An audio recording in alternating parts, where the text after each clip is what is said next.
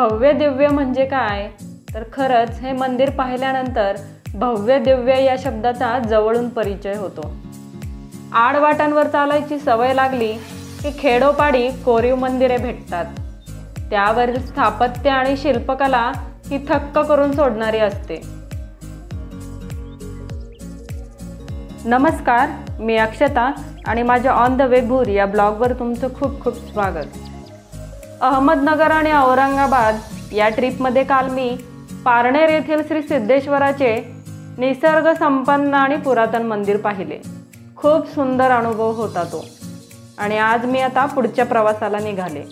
श्री क्षेत्र नेवासा या ठिकाणी श्री विष्णूंनी 10 दिवस वास केला म्हणून या ठिकाणाला नेवासा म्हणतात. आणि आज आपण मोहिनीराज मंदिर पाहणार आहोत.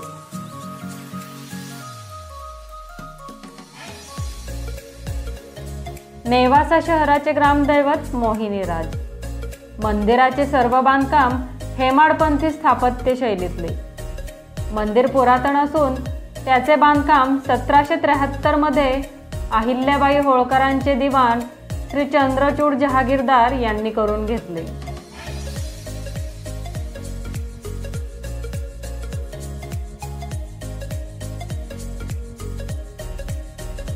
मंदिरात मी प्रवेश केला आणि मंदिराची कलाकुसर पाहतच राहिले.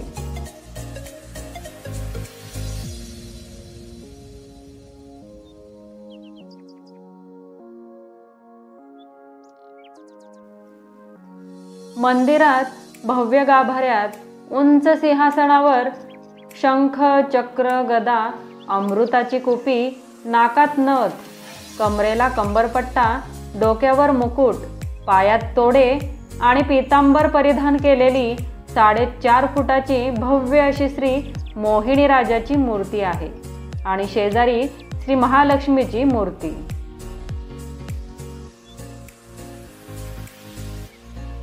मोहिनीराजाची मूर्ती स्वयंभू आणि वालुकामय आहे. अशी ही अर्धनारी नटेश्वराची मूर्ती. मी राजेंद्र पडवे, या मंदिराचे पुजारी. याच्या होळकरांच्या काळात अहिल्याबाई होळकरांनी याचं बांधकाम केलेलं आहे. या मंदिराला 1000 वर्षाचा 1200 वर्षाचा जुना इतिहास आहे, म्हणजे मंदिराचा फक्त. आणि 1 लाख वर्षापूर्वी, त्याच्या अगदी बरेच वर्षापूर्वी समुद्रमंथन झालं होतं. समुद्रमंथनाच्या वेळेला इथं 14 रत्न बाहेर पडली. तर विष्णूंनी कासवाचं रूप घेऊन मंदार पर्वत धारण केला. कासवाचं रूप कुर्मावतार धारण केला. त्याच्यावर मंदार पर्वताची रवी केली. एका बाजूनी देव, एका बाजूनी दानव असे हे घुसळणं चालू झालं. त्यातनं 14 रत्न बाहेर पडली. त्यात इंद्र, इथं अश्व, नंतर कौस्तुभ, नंतर हे बाकीची काही रत्न. त्यात अमृताचा कलश तो वरती आला. धन्वंतरी घेऊन आले अमृताचा कलश. आणि या अमृत वाटण्यावरनं देव आणि दानवांमध्ये खूप युद्ध सुरू झालं. त्या युद्धामध्ये मग दंडकारण्यात पळून गेले दानव, ते कुंभ घेऊन अमृताचा. आणि मग नंतर शेवटी विष्णू देवांना याची मध्यस्थी करावी लागली की काही करा पण आम्हाला यांना अमृत मिळू देऊ नका, दानवांना, असा देवांनी सांगितलं त्यांना. आणि मग त्यांच्या पंक्ती बसवल्या अशा त्या की स्वतः विष्णूंनी मोहिनीचा अवतार धारण केला. मोहिनीराज म्हणून याचं आपण जे बघतोय समोर ते मोहिनीराज म्हणून आहे. तर त्याच्यात काय केलं की असुरांना मोहिनी दिसली म्हणजे स्त्री, आणि देवांना काय दिसलं, विष्णू दिसले त्याच्यात ते. मग त्या ह्याच्यात काय झालं की अमृत वाटता वाटता पायापाशी राहू आहे तिथं. तर राहूच्या लक्षात आलं की विष्णूंनी मोहिनीचा अवतार धारण केला आहे, म्हणून तो देवांच्या पंक्तीत येऊन बसला. देवांच्या पंक्तीत येऊन बसला तर चंद्रसूर्यांच्या बरोबर मध्ये येऊन बसला. तो चंद्रसूर्यांच्या मध्ये येऊन बसला तर ते चंद्रसूर्याला कळलं की हे राहू आलेत म्हणून. मग त्यांनी मोहिनीला खुणावलं की राहू आलेत. तोपर्यंत 2 थेंब इथं गेले होते कंठामध्ये. तर ते कंठामध्ये गेलं तर त्याच्यात सुदर्शन चक्रांनी त्यांचं शिर उडवलं. ते शिर इकडं महाकाय म्हणून इथं एक गाव आहे, देवका, तिथे ते एक पडलं. दुसरं राहुरी म्हणजे राहुरी नावाचं गाव आहे, त्या राहुरीला जाऊन पडलं. त्याचे जे शिर आहे ते राहुवारी अशा प्रकारे. आणि 2 थेंब असे इकडे पडले. त्याच्यात प्रवरासंगम म्हणून ते नावं दिली. ते नंतर कालांतराने मग विष्णूंनी इथं ते विश्वकर्म्यांनी जो देवांचा जो आर्किटेक्ट आहे त्यांना विष्णूने सांगितलं की माझं एक मोहिनीराजाचं मंदिर इथं तू उभा कर. ते असं स्वप्नात येऊन सांगितलं. त्यावेळी मग हे मंदिर आणि ही स्वयंभू मूर्ती ती सापडलेल्या आहे नदीपात्रात. तर ह्याची प्रतिष्ठापना इथं केली गेली ह्याच्यात आणि वर्षानुवर्षी याची देवपूजा वगैरे आपण करतो. दरवर्षी उत्सव होतो. पौर्णिमेला पंगत बसते. असं या प्रकारचं सगळं आहे. नाही विहिरी ह्याच्या प्रवरा नदीत सापडेल. नदीमध्ये प्रवरा संगम आहे ना त्या प्रवरा संगमला सापडले तिथं ज्या मूर्तीच्या आहेत त्या सगळ्या. अशा दरवर्षी माघ महिन्यात उत्सव भरतो आणि पंक्तीला आपण गाव जेवण घालतो. सगळ्यांना भरपूर जेवण देतो. 5 दिवस यात्रा असते इथं जागोजागी. नंतर श्रीमद भागवत कथा असते. बळंद असतं. हे असे रथसप्तमीपासून यात्रेला सुरुवात होती. ती माघ पौर्णिमेपर्यंत पंचमीपर्यंत चालते ती यात्रा. असं याचं सगळं स्वरूप आहे.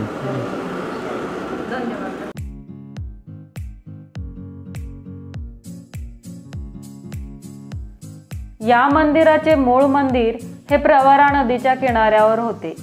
धर्मद्वेषींनी त्यावेळी मंदिराची बरीच पडझड केली आणि यानंतर तेथील स्थानिकांनी येथील मूळ मूर्ती ही विहिरीत लपवली. यानंतर बऱ्याच काळाने मराठेशाहीतील अहिल्याबाई होळकरांचे दिवाण चंद्रचूड जहागीरदार यांना दृष्टांत झाला आणि यानंतर त्यांनी विहिरीतील मूर्ती काढून नंतर 1773 मध्ये नव्याने भव्य असे हे मंदिर बांधून मूर्तीची प्राणप्रतिष्ठापना केली. मंदिराच्या छतावर रासक्रीडा करणाऱ्या मूर्त्या कोरल्या आहेत आणि बरोबर मधोमध सुंदर असे एक दगडी झुंबर. मंदिराची कलाकुसर आणि घडवलेल्या या दगडांवरती हात फिरवला की त्याच्या प्राचीनतेचा स्पर्श अनुभवायला मिळतो. मंदिर मी भरभरून पाहिलं. खूप वेळ इथे घालवला. कमाल, खरंच कमाल.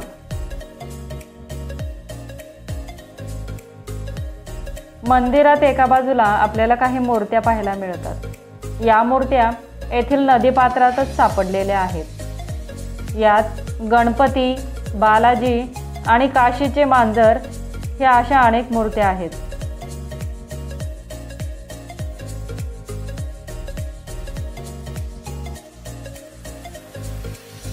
विष्णूने मोहिनी रूप का धारण केले यामागेही सुंदर अशी एक कहाणी सांगितली जाते. देव आणि दानव यांच्यात समुद्र मंथन झाले त्यावेळी त्यातून 14 रत्ने बाहेर पडली. त्यापैकी अमृत हे एक. अमृत वाटपाचे काम देवांनी श्री विष्णूकडे सोपवले.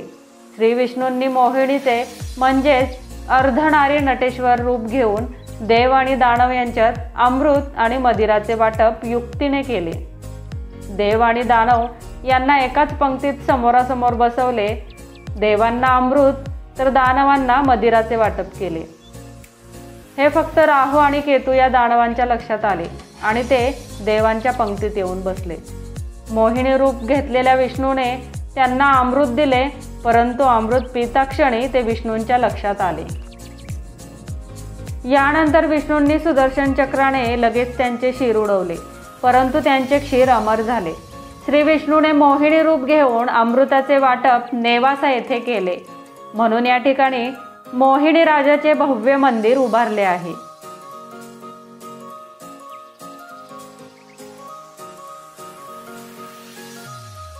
सध्या कोरोना काळात मंदिरे बंद असल्यामुळे मंदिराच्या डागडुजीचे काम चालू होते. त्यामुळे मंदिर आम्हाला व्यवस्थित पाहता आले नाही.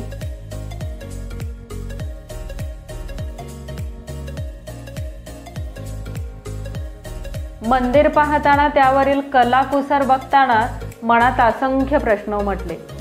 नकळत मनात कुठेतरी मंदिर बनवणाऱ्याला दादही दिली. ही अशी ठिकाणे येऊन नक्कीच बघितली पाहिजेत आणि यांच्या प्रेमात सुद्धा पडलं पाहिजे.